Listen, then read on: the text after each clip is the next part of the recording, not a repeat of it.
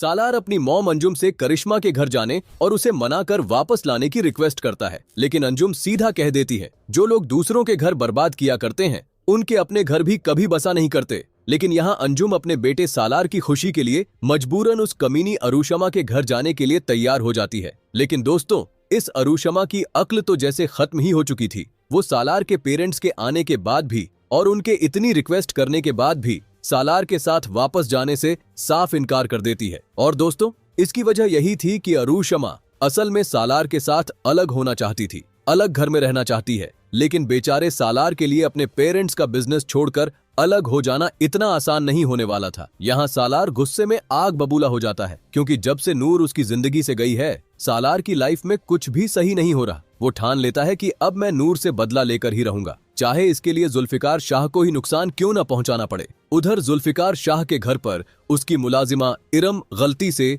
जुल्फिकार के पेरेंट्स को बात करते हुए सुन लेती है। वो कह रहे होते हैं, नूर को जल्दी से जल्दी डिवोर्स दे दो और इसे यहाँ से निकालो। जब वो सालार के बच्चे की माँ बनने वाली है तो फिर जुल्फिकार उसे किस हैसियत से इस घर में रख रहा है। फिर मुलाजिमा जाकर यह बात नूर को बता देती है और उसे मुबारकबाद भी देती है। लेकिन नूर एकदम हैरान रह जाती है, क्योंकि उसके और सालार के बीच तो कभी कोई ऐसा रिलेशन था ही नहीं। तभी घर में जुल्फिकार दाखिल होता है, जहां इफ्तिखार शाह उससे साफ साफ कह देता है, तुम्हें अपनी बीवी नूर को जल्दी से जल्दी छोड़ देना चाहिए। हम लोग सोसाइटी के सवालों का क्या जवाब देंगे। लेकिन जुल्फिकार, जो अब नूर से मोहब्बत करता है, भला उसे इतनी आसानी से कैसे छोड़ सकता था। यहाँ तक कि जुल्फिकार की मॉम भी उसे समझाती है, तुम्हें नूर को डिवोर्स दे देना चाहिए, क्योंकि इसके अलावा हमारे पास और कोई हल नहीं है। लेकिन जुल्फिकार कह देता है, आप जानती है ना मुझे, मैं अपनी अजीज चीजों को कभी नहीं छोड़ता, उन्हें गैर अहम करके खुद से दूर जरूर कर देता हूँ। यानी जुल्फिकार शाह चाहकर भी नूर को डिवोर्स नहीं दे सकता था। लेकिन नूर ने इफ्तिखार शाह और जुल्फिकार की सारी बातें सुन ली थीं। जैसे ही जुल्फिकार अपने कमरे में आता है, नूर उससे सवाल कर लेती है,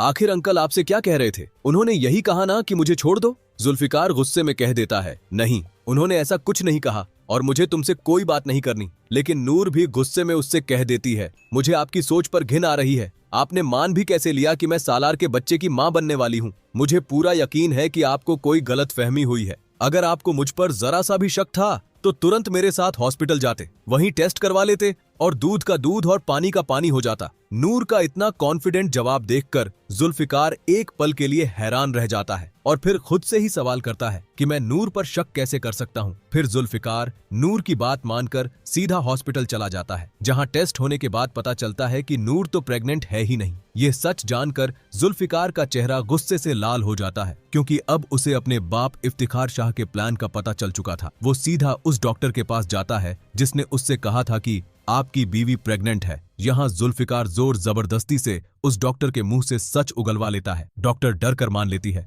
सर, मैंने आपके डैड इफ्तिखार शाह के कहने पर ही यह झूठ बोला था, प्लीज मुझे माफ कर दीजिए। डॉक्टर के मुंह से सच सुनते ही जुल्फिकार गुस्से में वहां से निकल जाता है। लेकिन जैसे ही वो सड़क पर पहुंचता है, अचानक एक गाड़ी से उसका भयानक एक्सीडेंट हो जाता है। अब दोस्तों, सबसे बड़ा सवाल यह है, आखिर जुल्फिकार का यह एक्सीडेंट किसने करवाया? क्या इसके पीछे सालार का हाथ है, जो नूर से बदला लेना चाहता था, या फिर यह सब सिर्फ एक इत्तेफाक था? दोस्तों, अगर आप भी चाहते हो कि सालार को उसके की सजा मिले तो कमेंट करो, सालार अब तू जलील होगा। और हाँ, यह सिर्फ हमारी प्रेडिक्शन है, गलत भी हो सकती है, जो सिर्फ एंटरटेनमेंट पर्पस के लिए बनाई गई है। अगर आपको वीडियो पसंद आए तो लाइक करें और चैनल को सब्सक्राइब करना ना भूलें।